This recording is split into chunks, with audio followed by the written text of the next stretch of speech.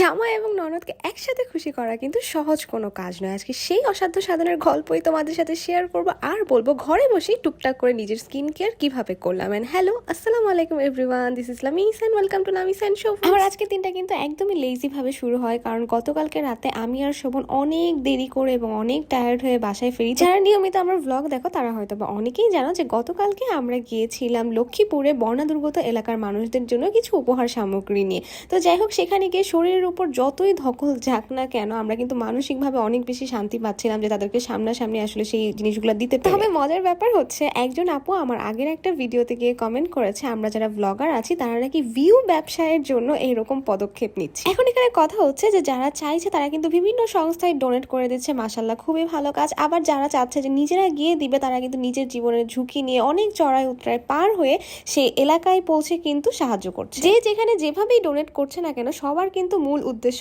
একটাই, আর সেটা হচ্ছে বন্যার পানিতে যেসব মানুষগুলো আসলে হেল্পলেস অবস্থায় আছে তাদেরকে সাহায্য করা। আমার এই সবগুলো কথা বলার একটাই কারণ, আর সেটা হচ্ছে যখনই আমরা কোনো ভালো কাজ করতে দেখি কাউকে, কিছু মানুষ সেখানে থাকবে খুদ ধরার জন্য, নেগেটিভ কথাবার্তা ছড়ানোর জন্য, অথচ আমরা কিন্তু চাইলেই সবকিছু একটু স্বাভাবিক দৃষ্টিভঙ্গিতে দেখতে পারি। আজকে কিন্তু আমি আমার চুলের যত্ন নিতে নিতে তোমাদের সাথে আমার মনের কথাগুলো শেয়ার করলাম, আর এদিকে দেখো আমার জামাই সুন্দর মতো চা ঢেলে আমাদের দুজনের জন্য নিয়ে আসলো। আচ্ছা, এই ফাঁকে তোমাদের সাথে আরেকটা জিনিস শেয়ার করি, সেটা হচ্ছে আমার শাশুড়ি মায়ের নিজের হাতের বানানো হার্বাল তেলটার কথা। খাঁটি নারকেল তেলের সাথে 30টা প্রাকৃতিক উপাদান দিয়ে কিন্তু এই তেলটা বানানো হয়। যেসব আপু ভাইয়াদের অনেক চুল পড়ছে, যাদের চুলে খুশকি রয়েছে, যাদের চুল সহজে লম্বা কিংবা ঘন হতে চায় না, তারা কিন্তু চাইলে এক্ষুনি ইনবক্সে কিংবা উপরে দেওয়া নাম্বারে ক্যাশ অন ডেলিভারিতে অর্ডার করে ফেলতে পারো।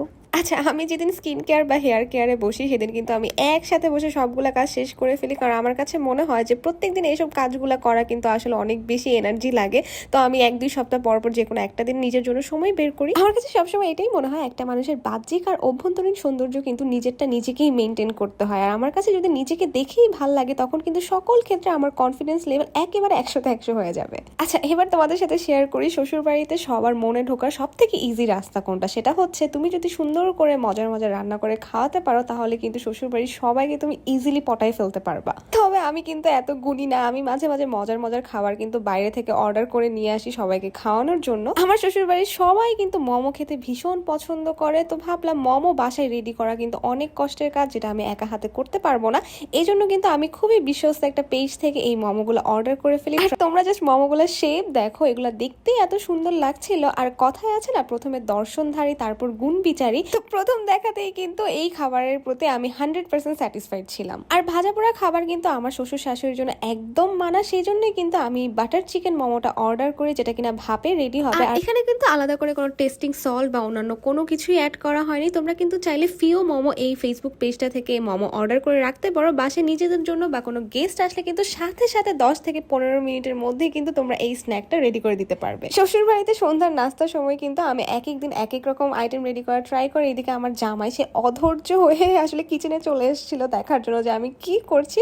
তো যাই হোক, ফাইনালি কিন্তু আমার মোমোর প্রথম ব্যাচ রেডি হয়ে গিয়েছিল। আর রেডি হওয়া মাত্রই কিন্তু আমি সবচেয়ে আগে আমার ননদকে ট্রাই করতে দিয়েছিলাম, কারণ বললাম না যে ও বাসার ছোট মানুষ, তো ওকে দিয়ে আসলে বিসমিল্লাহ করতে হয় যে কোনো খাবার। আর ও কিন্তু খেয়ে একদম অবাক হয়ে গিয়েছিল, আর ও বলছিল যে ভাবি এটা এত মজা, আমরা বাইরে যে মোমোগুলো ট্রাই করি তার থেকে তো অনেক অনেক বেশি মজা।